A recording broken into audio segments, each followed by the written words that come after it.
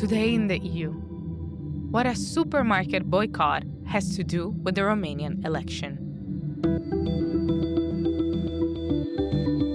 Across the Western Balkans and beyond, the eye-watering prices of food products have led citizens to boycott supermarkets in the past few weeks. And it worked. In Croatia, Serbia and Montenegro, sales were down to 30% or more. And this weekend, Georgescu, polls frontrunner in Romania, also called on people to boycott foreign-owned supermarkets. Do you remember him? In November, the relatively unknown independent politician turned into a TikTok star.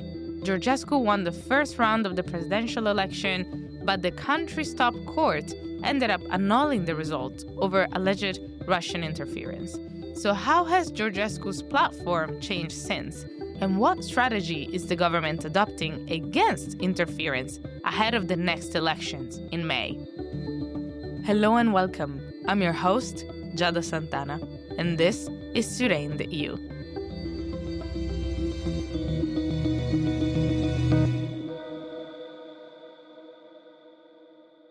Today, I'm on a call with Oana Popescu Zamfir in Bucharest. Hello, Oana, and thank you for joining us today. Hi, thank you for having me. Across this week, we've seen videos of empty supermarkets in the Balkans and Eastern Europe. Citizens seem to have been ditching grocery stores. What are the reasons behind the initiative? High prices, to start with, which has made it difficult for people to afford basic consumer goods. So then their response was just to essentially give up buying, boycott retail stores altogether. The other part of it was the perception that the large multinational chains were making it impossible for local producers to compete on prices. And then this was the reason why the boycott started in the Balkans. And it spread to Romania then? What we have in Romania is basically just an appropriation, an electoral appropriation of a pre-existing phenomenon in our neighborhood to serve the purposes of one candidate in the upcoming presidential elections. Yeah, the movement began in Croatia, where food prices surged nearly 5% on average compared to last year. And then the spread to Romania through social media, thanks to the pro-Russian former presidential candidate, Georgescu. He called for a boycott of supermarkets on live TV on February 10th. De exemplu, 10 februarie, în care lumea să luăm alimente, tot ce avem de la gospodărie țărănești, din piață, și măcar o zi să nu mai intrăm în supermarketuri. O zi. So how is he taking advantage of the boycott for his own political platform? The boycott really serves his purpose to show that the large multinationals are actually just using this region, including Romania, as a retail market. They're making profits, they're exporting those profits back home, and they're exploiting citizens rather than creating goods that they can actually afford and benefit from. And from the very beginning, Georgescu has campaigned on a very nationalistic platform with ideas ranging from nationalization of all industry in Romania to driving out foreign capital and portraying it as predatory.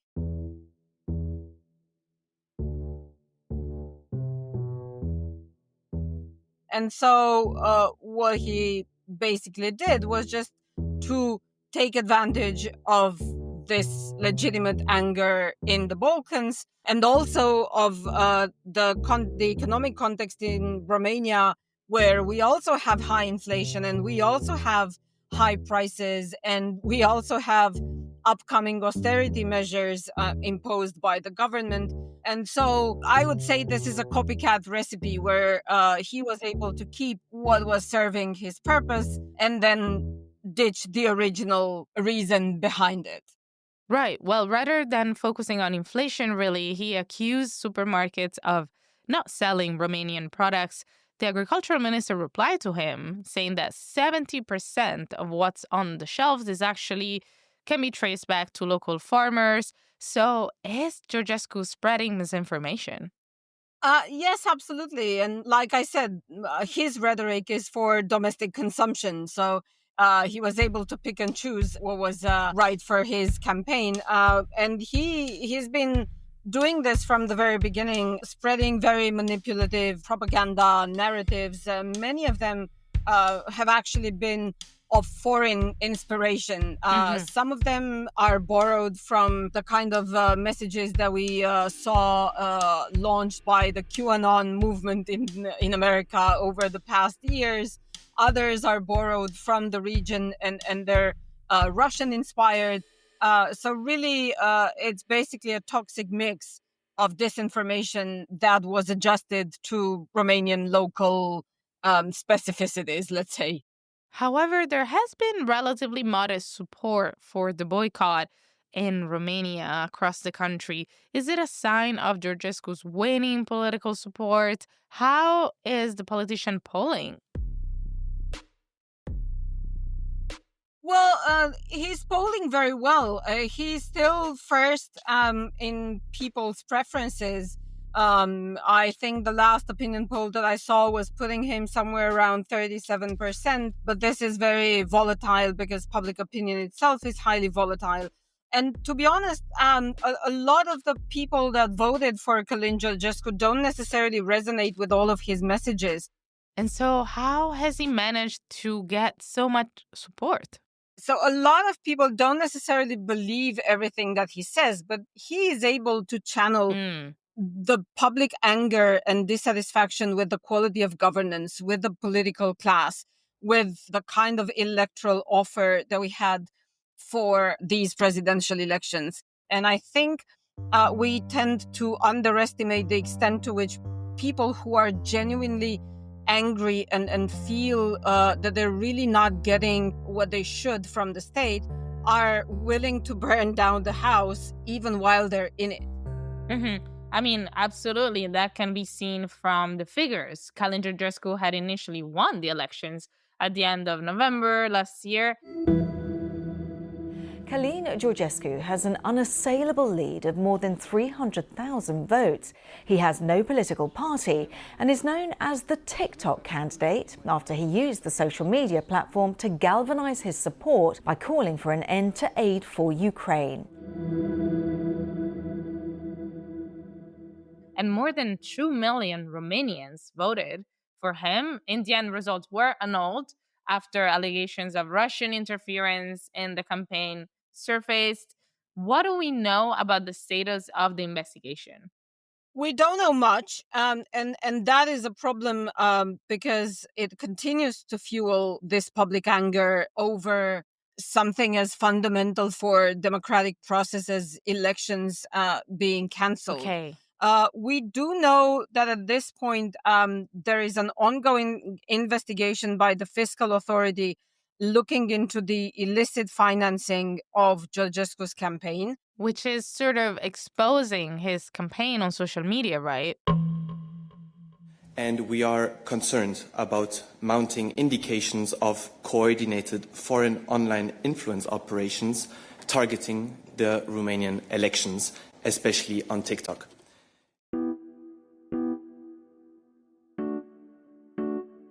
He declared zero expenses for something that everybody agrees should have been a very expensive social media campaign. And one of the main allegations behind the annulment of elections was manipulation of TikTok algorithms to make Georgescu extremely popular in the space of just 2 weeks before the elections, bypassing electoral law and not observing the rules that say that he needed to clearly attribute the TikTok messaging, all of the posts, the social media posts to his campaign and make it clear that this was electoral content. And he didn't do that, which gave him an unfair advantage over the others because, as we know, Interesting. the algorithms restrict to some extent the spread of political messaging, whereas they treat non-political messaging very differently.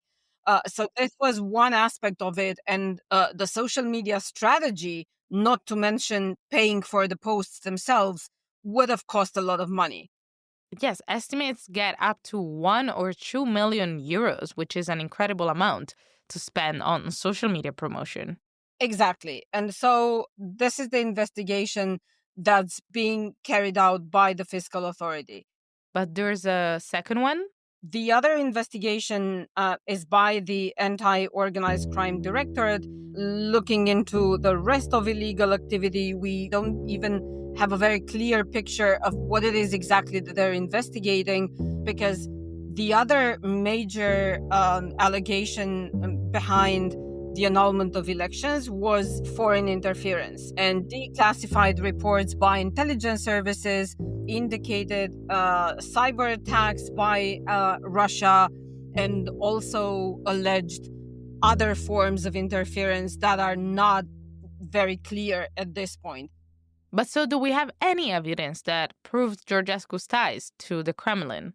Not really. It's mostly speculative, and it's more circumstantial evidence that connects him to people who might have connections in Russia.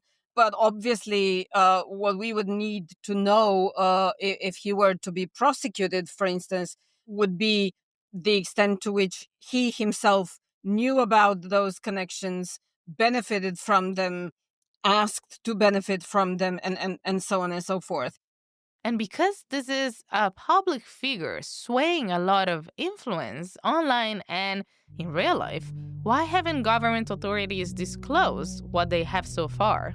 Part of why these investigations have not been clearly communicated to the public might be to avoid further escalation of social tensions. We already have protests. The president's just resigned. The government is facing a no confidence vote.